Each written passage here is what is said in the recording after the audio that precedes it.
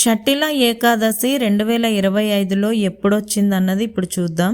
ఏకాదశి తిథి ప్రకారం 2025 జనవరి 24 రాత్రి 7:25 ప్రారంభమై 25 జనవరి 2025 రాత్రి 8:31 ముగుస్తుంది.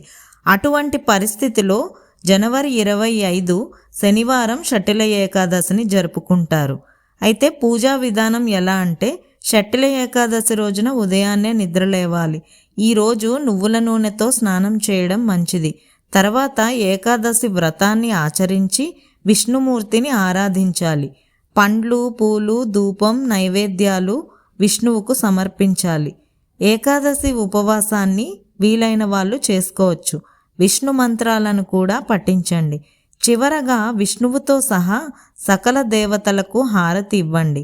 ఆరాధన సమయంలో తెలుసో తెలియకో చేసిన తప్పులకు క్షమాపణ చెప్పండి. హిందూ పురాణాల ప్రకారం శ్రీకృష్ణుడు యుధిష్ఠిరునికి ఈ ఏకాదశి ప్రాముఖ్యత గురించి వివరించారు.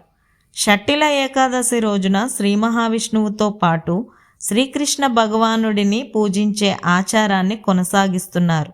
ఈరోజు పూజలో గోమాతలకు ప్రత్యేక ప్రాముఖ్యత ఉంది.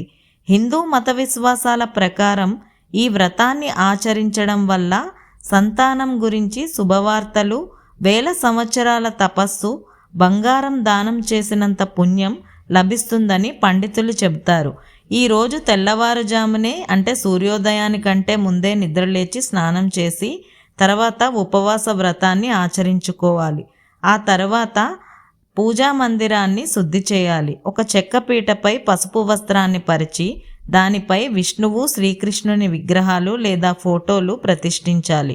ఆ తర్వాత పంచామృతంతో స్నానం చేసి నియమ నిబంధనల ప్రకారం పూజ చేయాలి. పూజ అనంతరం విష్ణు సహస్రనామం పఠించాలి.